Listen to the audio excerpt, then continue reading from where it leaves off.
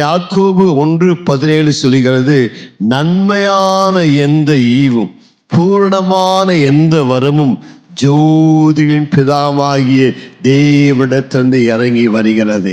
அவரிடத்தில் யாதொரு மாறுதலும் வேற்றுமையின் நிழலும் இல்லை என்று சொல்லப்படுகிறது. எல்லா ஆசீர்வாதங்களும் அவர் கரத்தில் தான் இறங்கி வருகிறது. ஆகவேதான் நீதிமொழிகள் 8:18 சொல்கிறது, ஐஸ்வர்யமும் கனமும் நிலையான பொருளும் நீதியும் என்னிடத்தில் உண்டு. என்னிடத்தில் உண்டுனா என்ன?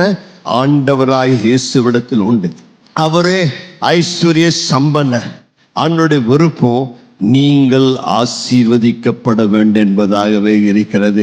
இஸ்ரவேலை ஆசீர்வதிப்பதே தேவனுக்கு பிரியம். நீங்க நல்லா இருக்கணும் விரும்புறாரு. நீங்க குறைவில்லாம நல்ல சந்தோஷமா செழிப்பாக இருக்க தேவன் விரும்புகிறார். கர்த்தருக்கு மகிமை உண்டாவதாக.